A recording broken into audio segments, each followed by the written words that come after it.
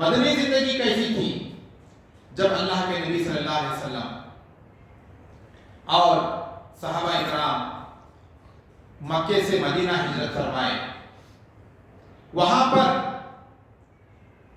ایک اسلامی سلطنت قائم ہوئی اور وہاں پر جو فیصلے لیے جاتے تھے وہ اپنی مرضی کے فیصلے ہوا کرتے تھے، قرآن کے فیصلے ہوتے تھے، حدیث کے فیصلے ہوا کرتے تھے۔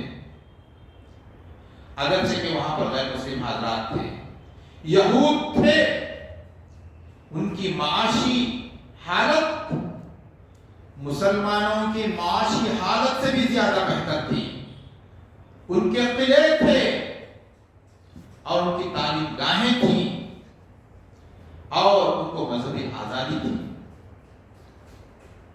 لیکن وہ لوگ اپنی غداری کی وجہ سے، اپنی عہد شکنی کی وجہ سے وہ لوگ ذلیل اور خوار ہوئے اور انہیں مدینہ چھوڑنا پڑا۔ اور دوسری قومیں نبی کریم صلی اللہ علیہ وسلم کی قیادت کو تسلیم کر چکی تھی، خوشی یا ناخوشی بہرکیف نبی کریم صلی اللہ علیہ وسلم کی قیادت کو تسلیم کر چکی تھی، اور ہمارے نبی کریم صلی اللہ علیہ وسلم نبی ہونے کے ساتھ ساتھ ہمارے قائد اور ہمارے حاکم بھی تھے۔ لیکن ہندوستان میں جو حالات ہیں وہ بالکل دیگر دو ہیں۔ یہاں کے جو فیصلے ہوتے ہیں مسلمانوں کے تعلق سے، وہ فیصلوں میں مسلمانوں کی خوشی شامل نہیں ہوتی، مسلمانوں کی مرضی شامل نہیں ہوتی، بلکہ فیصلوں کو زبردستی تھوپا جاتا ہے۔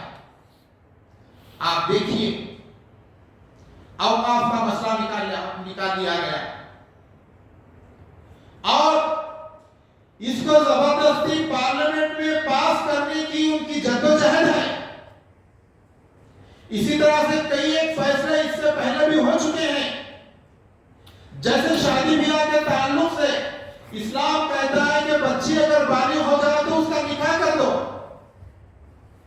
لیکن حکومت نے دیکھا کہ ہم کو ایسے قوانین لانے چاہیے جس سے مسلمانوں کو زخم پہنچے، جس سے مسلمانوں کو تکلیف ہو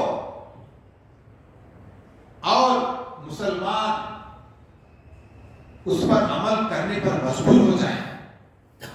ایسے قانون کو بنانی چاہیے۔ تو اس طرح سے انہوں نے قانون لایا کہ 21 سال کی عمر سے پہلے کسی لڑکی کی شادی نہیں ہونی چاہیے۔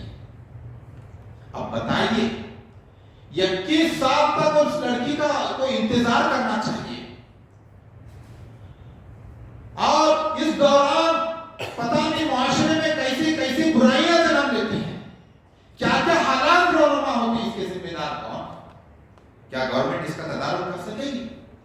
تو اس طرح کے فیصلے سوچے سمجھے مسلمانوں پر تھوپے جا رہے ہیں۔ تو یہاں پر مسلمانوں کی مرضی شامل نہیں ہے، مسلمانوں کی ایک نہیں سنی جا رہی ہے۔ یہ حالات مسلمانوں کے محترم حضرات، تو اس طرح سے یہ فتنے شروع ہوتے جا رہے ہیں۔